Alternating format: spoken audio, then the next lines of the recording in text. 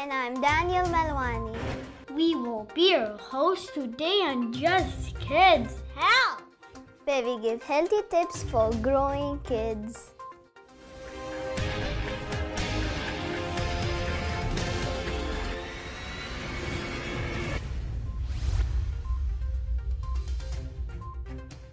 We are super excited to have you here with our amazing guest, who will be sharing his touching stories. Ladies and gentlemen, and kids of all ages, please welcome Dr. Arif Khan, Consultant Pediatric Neurologist. Doctor, can you introduce yourself? Hi, thank you. My name is Dr. Arif Khan. I'm a Consultant Pediatric Neurologist, and I'm the founder and CEO for Neuropedia, Children's Neuroscience Center. Neuropedia being the first children's neuroscience center in the region. And what I do is basically I am a doctor for children's brain, so anything related to child development, child neurobehavior, neurology, as well as psychology. That's my realm of expertise. What inspired you to become a consultant pediatric neurologist? If I say the one contributing factor or the major factor was when in the late 80s, early 90s, when we didn't have medical care to that extent in Dubai, I saw a number of people who were struggling to get healthcare or appropriate healthcare in this part of the world, and many of them had to move out to their countries or of origin to get that care. And that kind of enticed me into thinking, why not? Why not go into medicine as a career? And I moved into medicine and then decided to think about pediatrics as a subspecialty, simply because pediatrics is very unique in a way that you're dealing with different age groups, and every child of a given age group is a different patient, unlike adults where you can treat everyone of an adult age same. In children, it's always difficult, and children don't tell you what symptoms they have. They don't convey their suffering to you. You just have to make that assumption based on your expertise and skills. And that challenge, I think, drove me towards building up my expertise in pediatrics. So I spent probably 8 to 10 years in the UK developing my pediatric skills and getting my specialist training. And then I moved into pediatric neurology, which was another 3.5 years of training. So by the time I finished my training, I had probably 2 kids, all of them, and we were studying together on the same dining table, trying to pass my exams, and they were trying to clear theirs. So it was a very long journey. Now I'm an accredited pediatric neurologist, probably one of the few that there are in UAE, and trying to provide just not neurology, but a more comprehensive neuroscience-related service to children. Doctor, what advice do you have regarding video games? Video games have been in existence for, I would say, at least 4 decades now. And yes, the technology has improved. A lot of times we were trying to put kids off using, being in front of the TV, the cathode tubes. Now they are more flat, the flat screen ones, so they are a little bit more conducive to the eye of a child. Having said that, there are 2 issues with this. One is the behavior the child develops and replicates what he or she sees on the screen.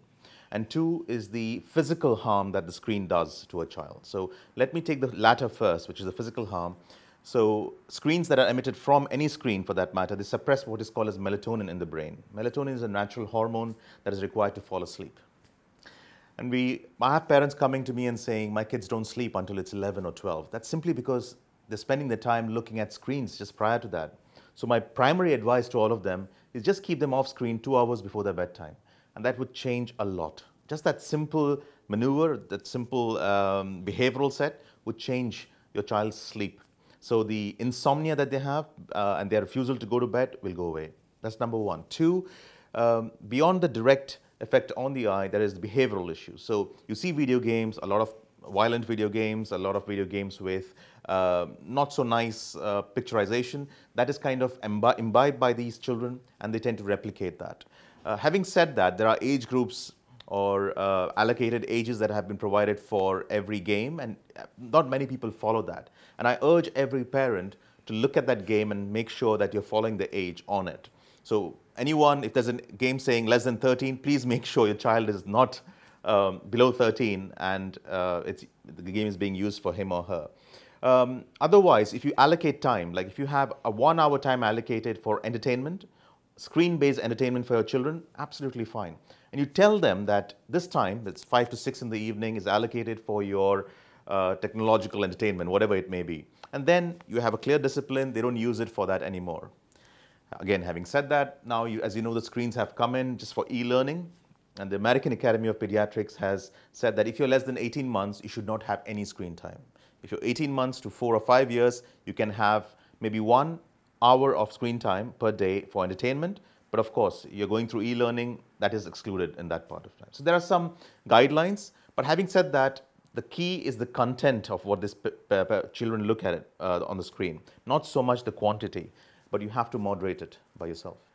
Doctor, what do you think about the VR? Headaches is the most common one we come across. So a number of companies have jumped into this bandwagon of having VRs, and it's lovely to see. If you put it on, I've tried it a few times, you are in a virtual reality, as the VR says, and you just enjoy being a part of that and being entertained by that. But the moment you take it off and you've spent more than 30 minutes doing it, at least me, I had a headache. And that's because your eyes are not used to seeing something like that. I would recommend that even if you're trying VR, limit that to not every day, and even if you're giving it every day, maybe not more than 15 to 20 minutes. What story can you share with us? The one thing that comes to my mind is when I was a medical student, and I was not sure what I'm going to do after I finish my medical school, whether it will be pediatrics and I had this child who had a condition called Niemann-Pick C. I'm sure many of you won't have heard of this. This is a neurodegenerative condition. That is, by the time a child is 7 or 8, start getting some symptoms like imbalance, weakness, dementia, losing visual issues, epilepsy, and the child slowly deteriorates over the next 10 to 15 years and succumbs to this disease before their 20th birthday. And having diagnosed that, I mean, there was a clinician, a great metabolic clinician there, and he diagnosed this condition. But at that point of time, we couldn't do anything with this child. There was no treatment available, and his parents had to see their child deteriorate in front of their eyes. And when I saw him, he was probably wheelchair bound, he was not moving, vision had completely gone, and he was having epilepsy pretty much every day of his life. So quality of life was very poor. And at that point, it just struck me, I mean, I'm sure there's something we can do about this. And thankfully, over the next 10 to 15 years, as my career grew, I've come to know that now there are many treatments that have come in play. There are drugs that are being used for this particular condition.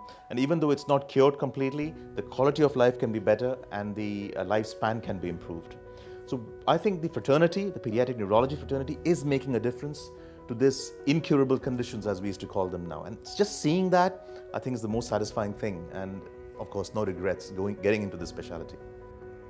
What advice would you want to give with today's busy parents? But one thing I would say is, the moment you have a symptom and if you think your child is not exhibiting some behavior or milestone correctly, there's no harm in going and seeing your doctor and, as soon as you see that. I have a number of children. I'm sure you would have heard of a condition called autism or autistic spectrum disorder. I've had parents who come to me at 4 or 5 years of age, having seen the first symptom of their child at 18 months or 2 years, where the child doesn't speak, there is no eye contact, and the child doesn't like socialization.